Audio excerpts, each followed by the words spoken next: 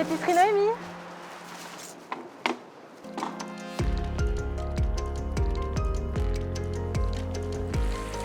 Retrouver une place centrale au cœur de ce village de montagne.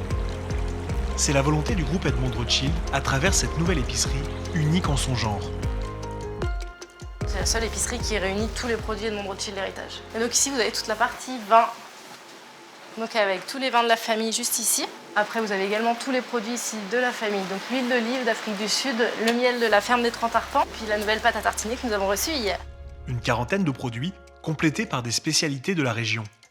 Ici, vous avez les fameux calastrons de Megève, qui sont faits sur la route du Mont d'Arbois, donc par Madame Vigliengo depuis 1909. Vraiment, j'essaye d'avoir des produits au maximum locaux et faits dans des petites structures. Ce matin-là, Lucie a rendez-vous à quelques kilomètres de la boutique. Jean-Marc est fromager depuis 8 générations.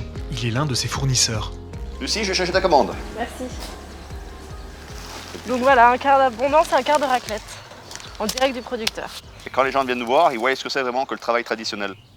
Nous, de toute façon, on a une quinzaine de clients, on a des grossistes, on a quelques grandes surfaces, mais on a aussi des restaurants, des petits détaillants, et c'est ceux-là qui font vivre le tissu local. Les produits locaux vont très bien avec les produits Rothschild. Après, je pense que c'est une bonne chose d'allier les deux, montrer qu'on est à Megève et que Megève, la famille Rothschild a beaucoup participé à créer Megève.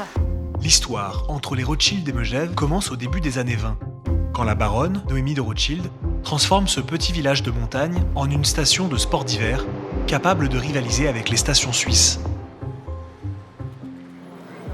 Depuis Paris, Alexis de la Palme dirige le groupe Edmond de Rothschild Héritage. Il a suivi de près l'installation de l'épicerie.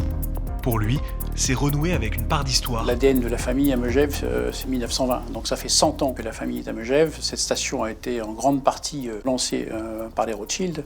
Donc il nous semblait tout à fait naturel, déjà, de prolonger ce qui avait déjà été fait, c'est-à-dire la construction de l'hôtel du Mont d'Arbois de l'époque. On a continué avec Ariane de Rothschild sur la construction du Four Seasons de Megève. Et naturellement, l'épicerie Noémie, logiquement, il devait être à Megève et pas ailleurs.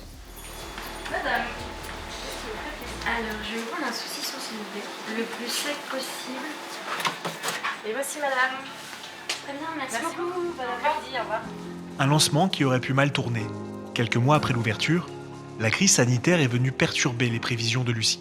Forcément, on a eu moins de clients qu'on aurait pu l'escompter. Après, on a fait le souhait de toujours rester ouvert au maximum, de continuer à faire des dégustations, même cet été. On a quand même continué à travailler, on s'est protégé au maximum, mais le but, c'était de vraiment rester ouvert pour montrer qu'on était là. On sait que c'est difficile, mais quelque part, les épreuves sont là pour être surmontées. C'est ce perpétuel mouvement positif, engageant, avec une prise de risque, parce que forcément, quand on fait une épicerie, il y a une prise de risque. Mais la confiance, la manière dont les personnes peuvent s'épanouir lorsqu'on leur fait confiance, c'est quelque chose qui fonctionne. Ce qui nous fait tenir, c'est aussi qu'on a des projets pour que ça devienne de plus en plus connu et qu'on ait de plus en plus de clients et qu'on se passe le mot pour aller à l'épicerie Noémie parce que c'est agréable. Et ça commence déjà, malgré le contexte, pour montrer qu'on est présent et qu'on est là et qu'on n'est pas là que pour les touristes non plus, mais aussi pour les Megevans, comme l'a été la baronne à l'époque.